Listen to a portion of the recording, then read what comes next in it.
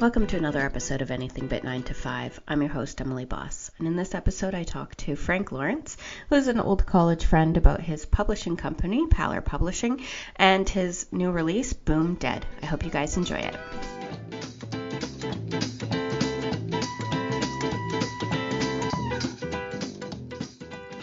Well, my name is Frank Lawrence. I run an independent publishing company called Paler Publishing in Hamilton, Ontario. And, I have a new book out. When I'm not working with other artists around in the city trying to put together a package that showcases their work, what I'm doing is I like to work on my own projects. And so this book that I'm promoting now was an idea I had many years ago to put together a collection of old-time radio horror scripts. So the book is called Boom Dead, is Killer Collection of Old-Time Radio Horror Scripts. And why did you decide to start your own publishing company? I remember a famous director once said that he still hadn't seen the movie that he really wanted to see, so he went out and made it.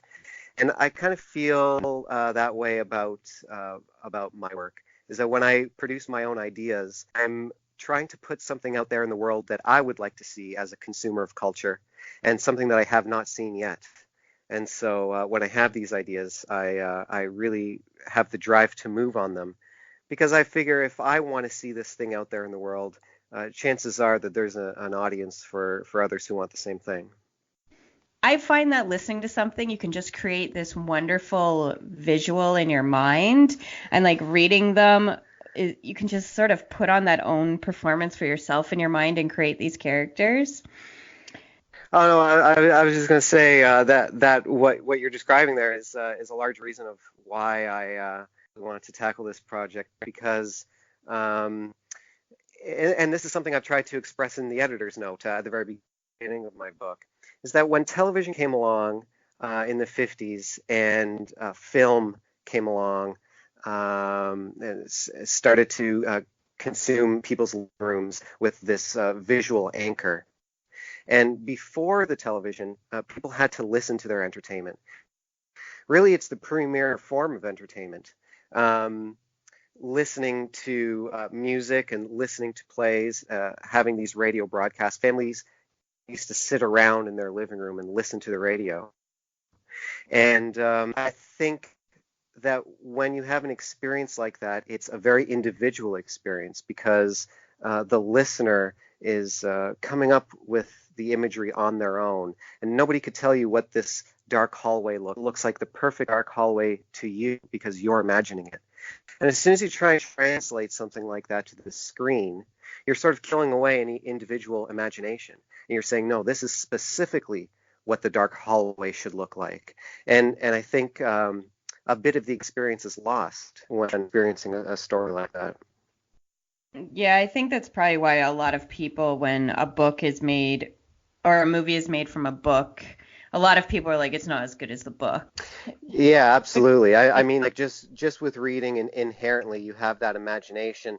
And so I really felt that the imagination conjured in listening to these stories would have a very strong connection to the same type of imagination that you conjure up when you read text from a book. Now, I noticed on your website and with the samples of Boom Dead on your website that one of your biggest passions is typography. What made you get so drawn into typography, and how does it align with your publishing company?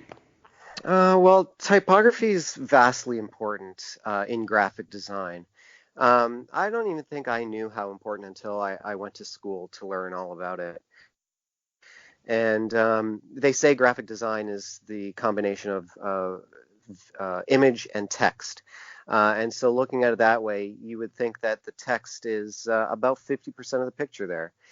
And I think that it's often overlooked. Me, I come from a very visual background. And whenever I've worked with images, I've usually fell upon photography because I don't really draw very well. I can't paint.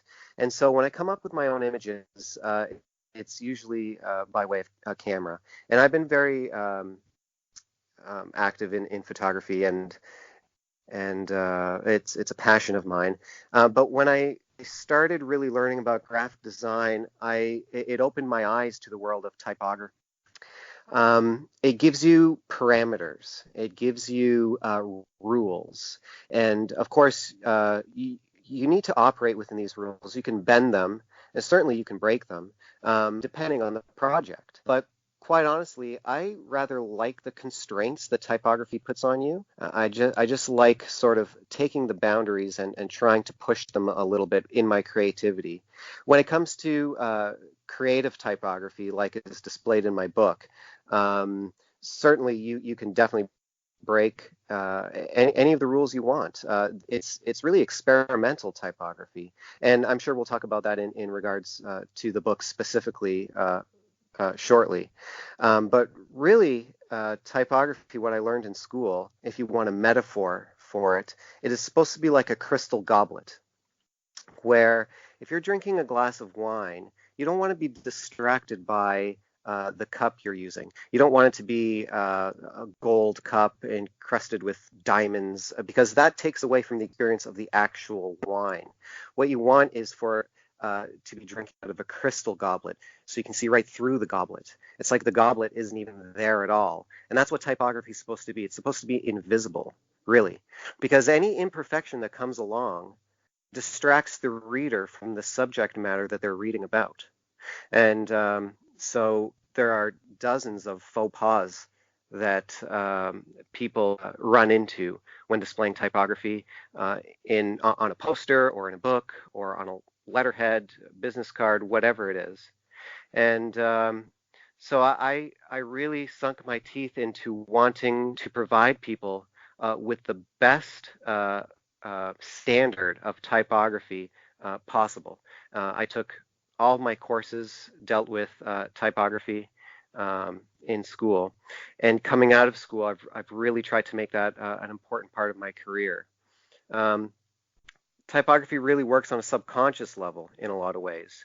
You may not realize that there is an error or a mistake right in front of your eyes because it registers on a subconscious level. But that little mistake that might pop up in typography here and there really does have an effect on what the reader is about, what they're looking at. It goes a long way in first impressions. And so that's really the service that I like to provide, is to become very specific and very rooted in the rules of sound typography. And because you have the graphic design background, how do you draw attention to your clients in regards to assisting them with a typography for, say, their ad campaign or for their slogans and things like that? How do they understand right away how important typography is?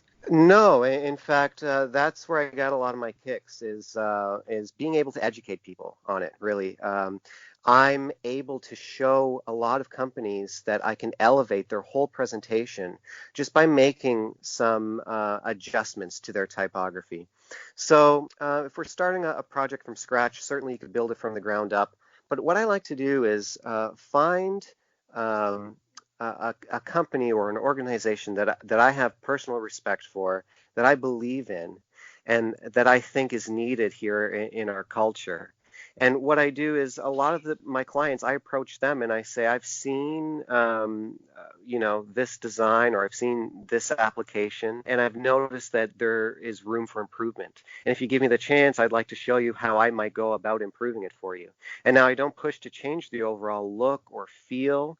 What I really just want is the opportunity to get in there and show you that I can make the presentation look better if I apply my best knowledge and apply it to their campaign. A lot of people don't even know that these mistakes are right in front of their faces. It's the type of thing that once you do know, you can't ever unsee it. And so I've seen so many of these things, and I like to approach people and say, did you know that maybe this isn't as perfect as it can be? Maybe it can be improved, and that's when I like to come in and help them out. And are people usually positive in their reaction to you saying, "Hey, I can improve your typography and make it a little bit more noticeable to your Uh, audience"? yeah, absolutely. When it comes to talking to other graphic designers, Um, you might. I think in any creative industry, you need to be able to take a critique. You need to embrace a critique because when somebody critiques your work, they care about you. Really, if they don't care, they're not going to say anything. Yeah. Um, when somebody gives you a good critique, even if it's tearing your work apart, if what they're saying makes sense, you have the obligation to yourself as an artist to take a look at what they're saying and really try and understand it from their point of view and say, you know what, maybe my work would be stronger if I took this advice. And so when you talk to other artists and other graphic designers about it, for the most part, my experiences have been positive. Of course, people are very protective of their work, and so they don't really want to hear those things. It's not the greatest confidence booster. However, when you're talking to other types of clients, business people, owners of brick and mortar shops, campaigns together for nonprofit organizations, they don't have a deep investment in the typeface they chose or these types of decisions. And so it's a lot easier to sort of bring your point across to them. And usually what I like to do is prepare a before and after, and just to compare. And usually they end up looking at my improvements and agreeing that perhaps they're better off amending the mistakes. No, that's awesome because I'm sure like the first time you did that yourself and you presented these ideas to them, were you a little bit scared that they're gonna be like, "Screw you, man"? Yeah, absolutely. But I have a lot of confidence in it because it's not just um, it's really the core of what I do. It's not just like a side thing. And so because I've focused so heavily on it, it really does give me the confidence level that I need to be able to approach people. Really, I didn't know how to do it at first. I did a lot of it online because when somebody makes a meme or I don't know, just some quick typography on a post to just throw online. You see all kinds of these mistakes, and you got to realize there's a line. I can't go around correcting all the mistakes I see. So I really do need to be picky about who I approach to make sure it's worth my time. Because again, if somebody's putting something together that they really don't care too much about, they just want to get it out there, then they won't care that there's a mistake. And of course, I'm not talking about spelling mistakes or anything like that. Those should always be corrected. But I'm just talking about the proper dashes, the proper quotation marks, proper alignment of text, and these types of things. And usually my aesthetic goes a long way to clean it up. And so that gives me a lot of confidence to be able to approach companies and tell them that I'm able to help them out. It must feel good too when they take your advice and you can see that you've made their work look a lot better because of your work. Yeah, absolutely. It's always a proud moment when a client takes your word and not just takes your word for it. Of course, they're seeing the improvement themselves, and so when I'm able to help somebody out and it works beneficially for both of us, it is a very good feeling. Plus, they're trusting you with their brand as well, so that must give you a good feeling as well.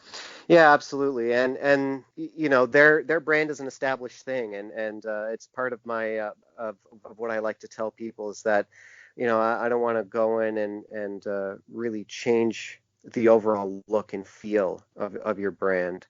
That's a whole project onto itself. Hmm. Um, and so being able to operate in that domain really has helped me out as a designer because when I first jumped into it, I really didn't know where I wanted my specialty to lay. And there's a ton of digital design now, website design, And I just wanted to focus on the tangible aspect of design. I never really wanted to do any of the digital stuff. I never wanted to design like posters. I like working on like a core project and really conceptualizing my ideas and sinking my teeth into something big.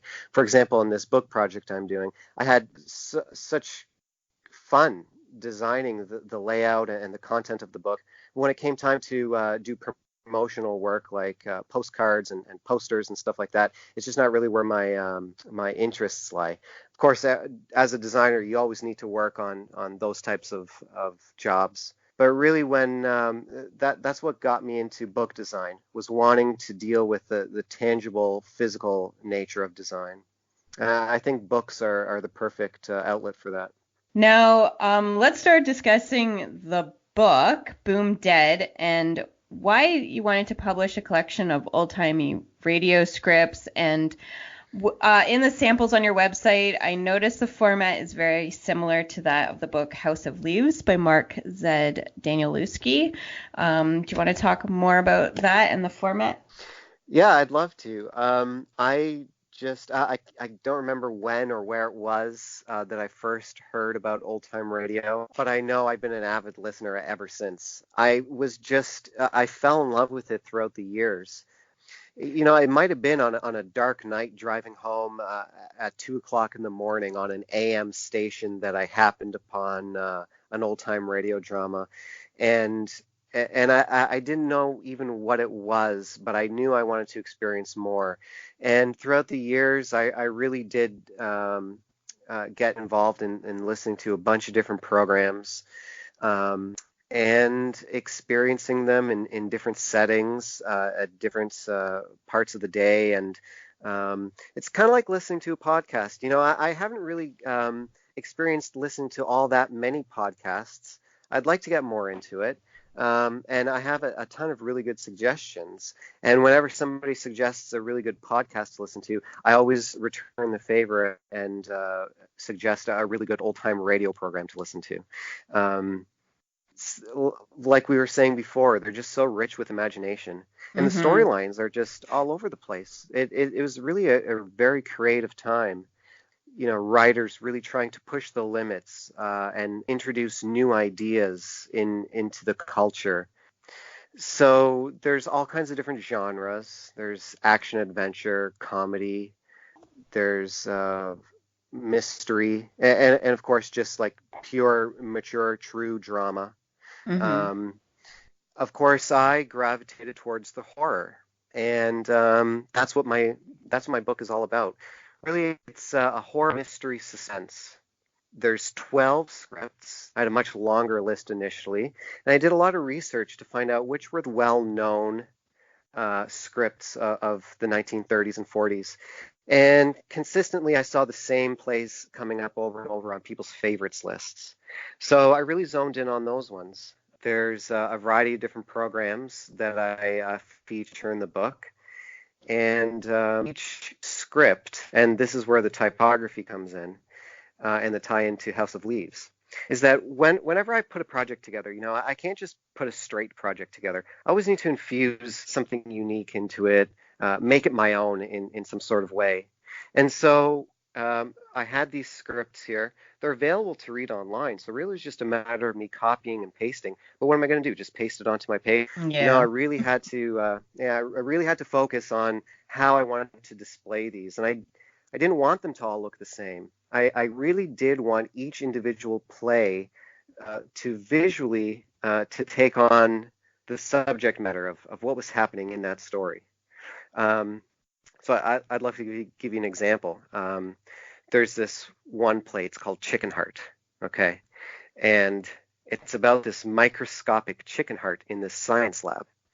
And something goes wrong. Of course, there's a mistake in the lab, there's an accident, and some chemicals fall onto this heart. And what happens, it starts to grow and grow and grow, grows to consume the size of the room, to consume the size of the building. It breaks the building down and consumes the city. And it's supposed to grow and grow and consume the continent and the oceans and the earth. Oh, wow. And so what I've done was I made my typography at the very beginning of the story to be eensy tiny teeny little 6-point font. And you almost need to strain your eyes to read it. But as you turn the pages, the typography grows and grows and grows and grows, just like the chicken heart is growing. And I don't want to give away to the ending. Let's just say the typography squishes out just like the chicken heart squishes out the city. Oh, that's awesome. Yeah, I think there's another one where a girl continually visits herself in her dream state. Um, and so her dream world is like a mirror image of her real world. So I thought a natural tie-in would be that when she's existing in her waking life, the typography is shown normal on the page. When she's dreaming and she's in that mirror universe, the typography on the page is actually backwards. You can choose to read it backwards, or you can hold a mirror up to it and read it through the reflection of the mirror. Oh, that's so awesome. Yeah, so, a ton of fun was just coming up with how I was going to display the typography. I had these 12 scripts, and I said to myself, okay, now I need to find what aspect in the script I most want to highlight by drawing attention to it by the way I display the typography. That's so interesting. I really want to read your book now. Now, have you considered doing an audio podcast based on the different scripts in your book, or do an audio book version of your book? Actually, an audio version of the book would be a great idea. I hadn't thought of that. Of course, there's so many decisions to make. Do you include the sound effects? Do you really try and put a production together that almost sounds like the original, that does justice to the original, or is it just a straight read through? I don't know. These decisions, I made this book, and I just feel like so many doors have opened, and there are a lot of ideas swirling around. As far as podcast goes, I really would like to get into doing something like that. I admire you for doing this podcast, and I think it'd be a great way for me to involve other members of the community and be able to showcase these old-time radio dramas that are, for the large part, forgotten about. Introduce a younger generation to them. And I think doing a podcast where I play, a lot of these episodes are half an hour long. So I could picture a format where, I talk a little bit, there's some music, play the old-time radio drama, and there's a discussion afterwards. I think that'd be a great format. But one that I am looking at is a night at a local movie theater. I've talked to the Westdale Theater about it. And we might try and get in there in February and do a night of old-time radio. So, my book would be on sale in the foyer, but really the draw is for guests to retreat to the seating of the theater to really have an immersive listening experience of these old-time radio dramas. And of course, there wouldn't be any visuals. Even a still image on the screen might distract. So I would like for there to be no visuals, but just like dim lighting and people really sitting there soaking it in. What would be a good visual, I thought, was an image of an old-time radio, because that's what the families would have been looking at. Oh, yeah, that would be awesome. Dials. Yeah. Yeah. So then it's almost like the sound is coming from this digital radio. It's I think that'd be cool. But it's almost like more of a passive experience. I'm really interested in doing it, but I really do think that there's something about a live reading that you can't really capture in any other format. So I'd be interested. I'm meeting so many new people on account of putting this project out. So there's no telling who I'll meet and what application we'll see next. Yeah, and with live script readings, those are becoming a lot more popular too. Jason Reitman has done a few of them at the Toronto International Film Festival. I've been lucky enough to see a couple of them where he did Princess Bride as one of them. And cool. He's done a few of them. And then he does them in LA as well. Not as many as he used to do. But yeah, he would just get like other actors. I think one year at Just for Laughs, they did The Big Lebowski. And the dude was played by Michael Fassbender. Which like in any other realm, you're like, oh, that's a guy from Shame or Inglourious Bastards. You would never think of him as the dude. And the idea of him reading as the dude is just... Oh, that'd be really interesting perspective to hear someone else's voice do it. I absolutely love that idea, because I've always been a big fan of experiencing something that I'm very familiar with in a brand new way. And I was talking to somebody online about this just the other day. She was having a sick day, and it was mid-morning, and she wanted to put a sick day movie on, and she picked The Crow. And I said, it must be a totally different experience watching The Crow with sunlight bathing the entire room. And she said it was a really different experience. And it reminds me of another something that I used to do is turn the saturation all the way down on my television set so that I could watch a movie like, let's say, Pulp Fiction or something, but in black and white. And it's just a subtle difference. But really, when you take the initiative to experience something that you're so familiar with, and you get to experience it in a different way, I think it becomes memorable. And so just like you're saying, hearing a different celebrity read the lines of from the character from a movie that you're very familiar with, I think it's a very cool experience.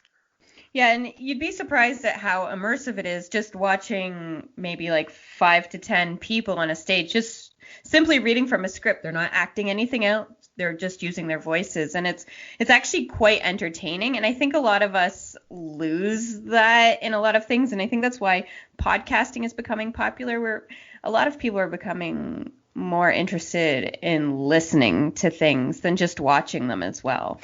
Yeah, I think that's cool. I like how that's making a resurgence, because when the internet came along, it's such a visual medium, and all these social media applications, they're also very visual, and I rather like the idea of audio making its way back into our culture in these ways. Yeah, I would say that my primary source of entertainment is podcasts. I listen to them almost all day. I'm lucky enough to be able to listen to them all day at work, and I listen to them in the car, and when I'm at home doing things, I'm usually listening to them. I'll skip over to music every once in a while, but most of the time I'm listening to podcasts, which I find is kind of weird. I'm taking part in any sort of visual media whatsoever. Like, I'm just listening, and that seems to be fine by me. It's perfect. Yeah. Well, it's a callback to the days of radio. And radio stations aren't the same as they used to be. Back even from when we were growing up, not too long ago. I remember the radio was a very big fixture in my life. It would be where I went to get all my music, my news, and that landscape has really changed. I find that I'm just skipping across the dial in my car whenever I drive, relentlessly skipping through the different presets, and it's really great that people are starting to take this into their own hands, and doing like what you're doing, providing entertainment for people in the form of a podcast, because the technology is here for us now, and it's a very valid and very cool way to be able to express yourself, I think. Yeah, and it's a good way to communicate with other people too. And you can get into whatever the other person's liking. So if you know someone's really into listening about murders and stuff. I had no idea I had so many friends who were interested in murders until all these podcasts came out, and they're like, "Oh yeah, I love this one." And I was like, "What?" Yeah. It's just another thing in our culture to connect with people over.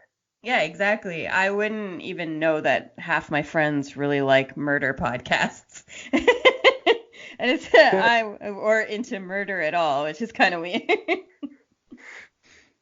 Yeah, well, that whole horror scene, whether it's fiction or nonfiction, it strikes me as something that's been really big for a long time. It's something I'm totally interested in, and again, that's why I went in that direction for the subject matter of the book. So now Boom Dead is coming. When is the actual release date of the book? Well, it's available now in Hamilton bookstores. This is my first real big book launch. I've published books in the past, but I've never really made a big splash about it. So I've taken some time to do some research on how to really have a successful book launch. And so I went out throughout the month of October to a bunch of different bookstores in our city, and they were also very helpful and welcoming and encouraging. And so the book is for sale in 5 of Hamilton's very well-known bookstores. Um, the launch, I guess the launch is on December 1st, you could say. That's the date that I want to have it available on Amazon. And so when you're dealing with an Amazon release, you need to pick a hard date, and you need to get like what they call a launch team put into place. And so I've collected some of my friends and family members and people from the community who are helping me sort of move through these steps. So the first step was getting the book into stores. Um, Now I've sent stock to Amazon, so it should be ready to go on December 1st. And my launch team is in charge of. They won't be buying books at the book launch. They're actually going to be buying the books on Amazon. It's a little insider tip that if you get a bunch of sales within the first few days of your book launching on Amazon, it really helps the algorithm, and it puts the book higher up on its priority list, so it's shown to more buyers. So that was an important key. And then the physical launch is a 2-night event. The big one I'm really trying to promote is December 1st. So it'll be Boom Dead, December 1st at the Casbah here in Hamilton at 7 o'clock. I'll be at the Casbah, at the lounge at Casbah, with my book, and trying to get as many people involved as I can. There's a pre-launch party the night before on Saturday, November 30th, and that's happening at One Duke Restaurant, also here in Hamilton. So the One Duke, it's a restaurant. It's a bit of a quieter atmosphere, and I'm really trying to market that towards more of the mature, sort of older audience who knows what old time radio is. Maybe they've listened to it growing up. A lot of close friends and family members are gonna be at that one. And the following night, the Sunday, December 1st, we'll be at the Casbah. The Casbah is more of a bar atmosphere. And so that's going to hopefully attract a bit of a younger crowd. Maybe a lot of people who haven't listened to old time radio don't really know what it is. Definitely a lot of pillars from the community. And, people who like going out to these types of events. That's why I wanted to associate myself with a venue that is associated with success. I approached the Casbah, and they've been very great with everything so far. Oh, that's awesome. And that's awesome. So you have the pre-launch is November 30th, and the big launch is December 1st, and that's when it'll be also available on Amazon. That's right. Yeah. So it's a 2-night event on the same weekend, Saturday, Sunday. The Saturday, November 30th at One Duke, and the Sunday, December 1st at the Casbah. And I'll have the book for sale both nights with me. And the book should launch December 1st as well, or a couple days before on Amazon. So I'm torn between worrying that it won't be well attended enough, and then the other half is worrying that I might sell out of my stock. And they're the complete polar opposite ends of the spectrum. And I'm worried about both extremes. So my backup is to say, if I am running low on stock, that the book is officially available for Amazon. And I'll be telling my closer friends, my family members, no, you don't get a book at the book launch. You need to support me by buying it online. I'll buy it online, definitely, for sure. Okay, great.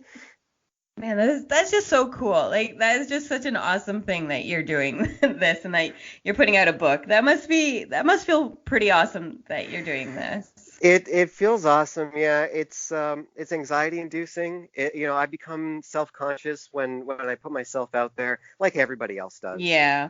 But you need to just fight through that and say, you're not sticking out. People are really there. So many people are just focused on their own lane, and when you come across and do something like this, it's such a big deal for the person doing it. But for everyone else, it's just a night out. It's just another event. So, you just got to learn to be comfortable and cool with it. And really, I've been meeting with a tremendous amount of encouragement. I've been setting my media kit out.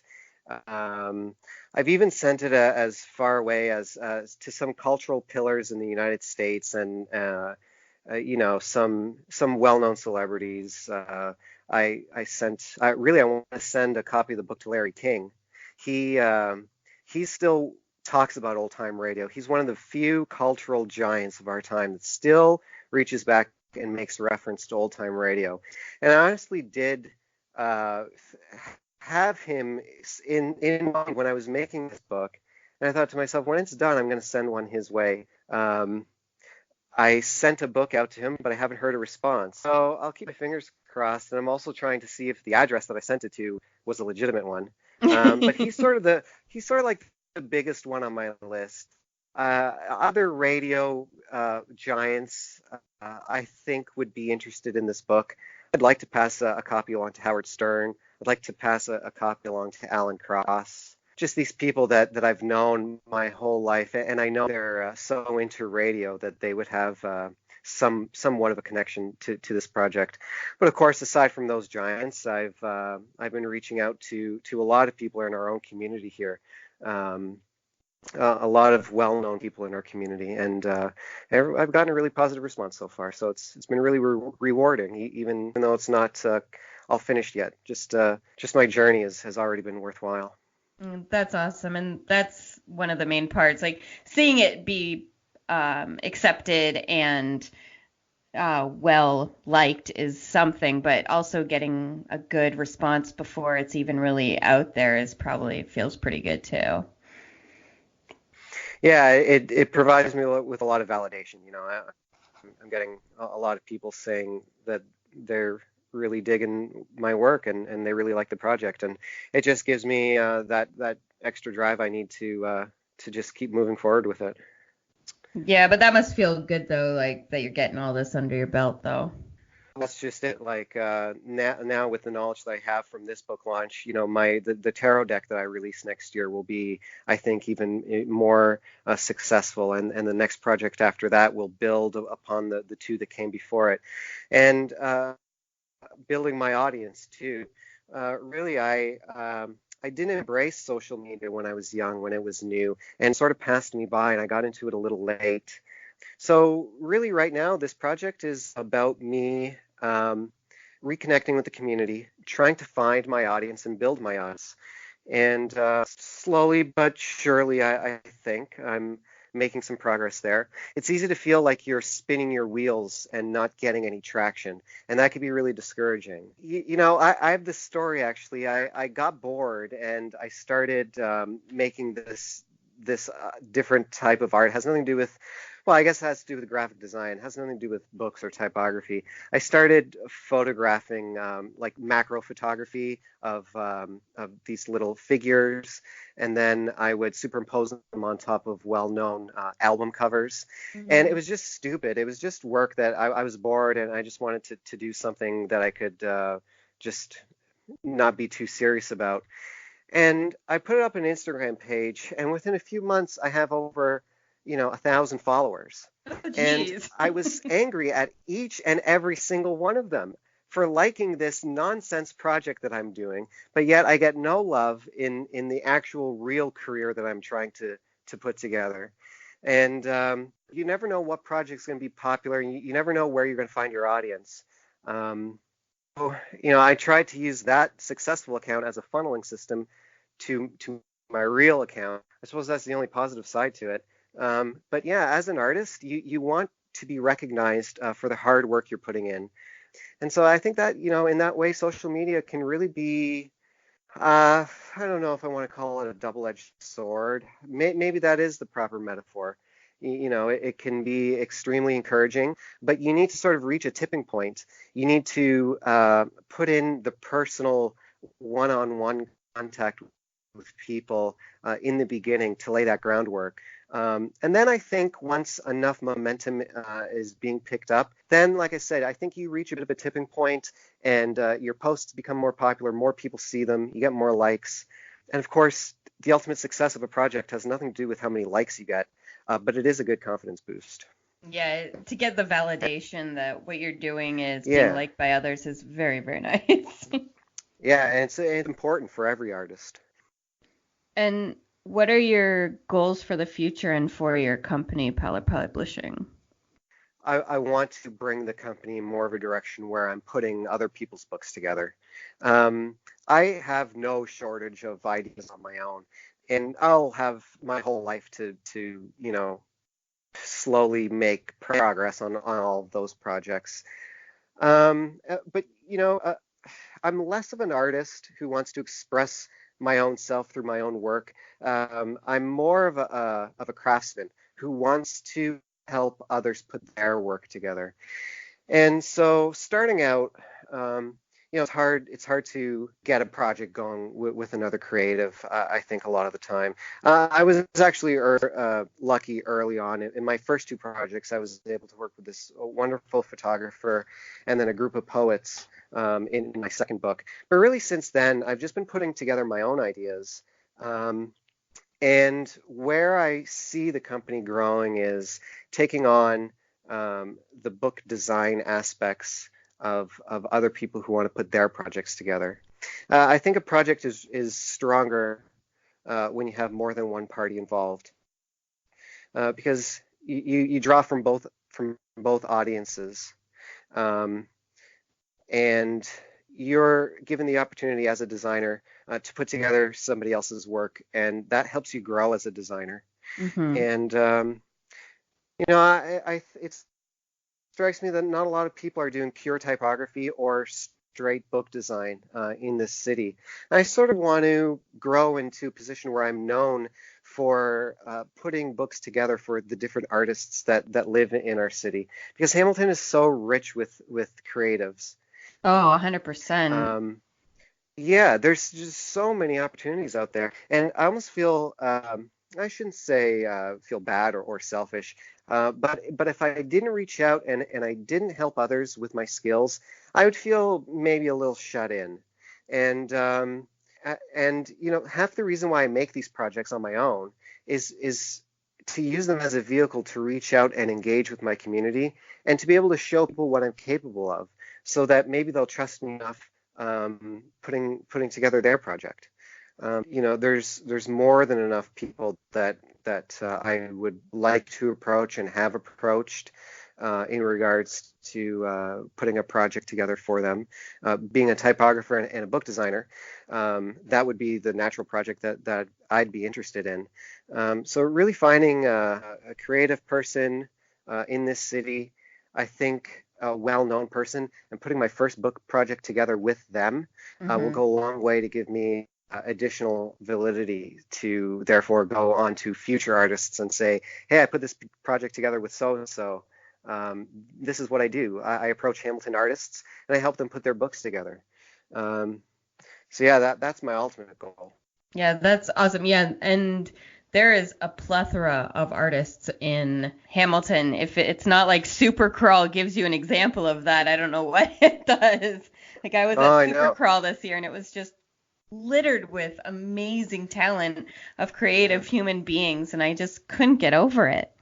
Yeah, it's really astonishing, and it's so encouraging to be living in this city with this surrounding us. And I do the same thing. I go out to the art crawls and the super crawl.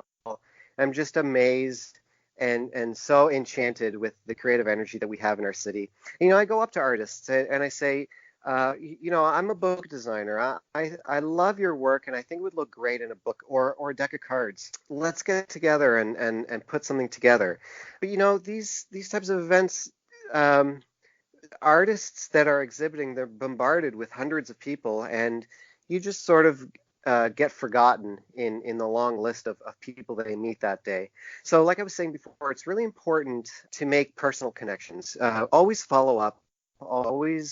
Always reach out to remind people that you saw them and that you are interested in their work. Because that's was my experience when I used to have vending spots at these kinds of shows. You're overwhelmed with the amount of people that show interest, and it's overstimulating for a 24-hour period of time. But then the next day it comes crashing down, and without that follow-up, it really, you won't be gaining as much traction as you think you are. I've always felt that it was more important to gain new contacts at these types of shows rather than making sales of whatever you're trying to sell. A new contact, meeting the right person, that could be much more valuable than just selling one of your products. So I always seek like a further, like deeper engagement with people in the city. I think it's really important. Yeah, I have to agree with that. Personal connection means a lot, especially in the long run of growing your business, because a lot of people will remember your company or your name, and they can pass that along to another person and another person. And I find things grow a lot faster than if they just bought your product and they might never show another person that, and they'll forget Yeah, your name instantly. yeah, absolutely. Now, where can people find you? Websites, social media, and will your book be available on Amazon in the US and in Europe as well, or just in Canada? Well, this launch is just on Amazon.ca. Okay. I'm glad you asked me that because with this being my first book on Amazon, I'm learning all about that process as well. And so I think I would like to try and promote a separate launch for Amazon.com. I'm not sure where that'll come along the line, but I know that if I just release it on Amazon.com at the same time as .ca, one of them will. I'm fairly certain that the .ca will outperform the .com, and I don't want to. I guess I want to be successful in my community and within the .ca realm initially, and maybe build upon that success to bring it to Amazon.com and eventually to Europe. These are all American broadcasts, so it's very important to break out into the American industry with it. I've talked to a variety of different old-time radio research enthusiasts, all in the United States, and they're all very interested in what I'm doing, and I'm when I do launch in the States, taking advantage of their groups will be a big part of it for me. I also built in a non-for-profit angle into the book because these plays are available to listen to online for free, and you can actually read the scripts online for free. I wanted to make the book as free as possible. And so although I can't offer it for free, what I'm doing is donating all the proceeds to old time radio preservation initiatives. And the majority of them are in the States. So yeah, that'll be coming in the future. Other than that, the book is for sale in some bookstores here in the city, and I'll be touring around the Golden Horseshoe area, trying to get the book into bookstores anywhere from Niagara Falls to Toronto, and everywhere in between. So slowly but surely, the book sort of has a natural connection to this time of year. I didn't really want to operate within the diluted Halloween time of year. That's why I waited for November to Hmm. really start promoting the book. But there's this sort of flashing light at the end of December that represents Christmas. But aside from that, really this is a pretty miserable time of year. The leaves on the trees are dying. And we're soon headed into the dead of winter, and Hmm. so that's how I wanted to promote Boom Dead. So I see that I have about a shelf life of up until around February. That's why I want to do the theater event, if that should happen, in February. And then, the spring rolls around, and I'll pump the brakes a little bit on this project. But perhaps next year into the fall, I'll bring it back, and maybe I'll introduce it to the American market at that point in time. Um, and you asked me about my social media. So you could find my website at pallerpublishing.com. It has all my past publications. I also design fonts and typefaces. The majority of them you could download for free. So you could find out all kinds of information about what else I do in my business at pallerpublishing.com. I'm also on Facebook and on Instagram under the handle Paller Publishing. And I just recently gone onto Twitter with the handle Paller Publisher. And I latched onto this word pallor because pallor is like paleness. It's like the draining of color, and I have a very black and white aesthetic, and so that sort of goes hand in hand with what I do. Um, Typography inherently is black and white, and so that's where the name comes from. Well, thank you again for being a guest on the show, Frank. Thank you so much. I had so much fun talking with you. Me too. Thank you again to Frank Lawrence for being a guest on the show. If you wish to learn more about Pallor Publishing and Boom Dead, please go to our website, www.anythingbut9to5.com, 9 to 5 as numbers, and click on the affiliate links page. There you will find information regarding our guests that have been on our show, along with their websites and social media. You can also find us on Instagram, Facebook, Twitter, and YouTube via @anythingbut9to5. Please remember to subscribe, rate, and review the show so we know that you're listening and to keep creating more episodes. If you are interested in being a guest on the podcast, or you would like to recommend someone to be a guest, please email us anythingbut9to5@gmail.com. Thank you for listening. I hope you're all doing something you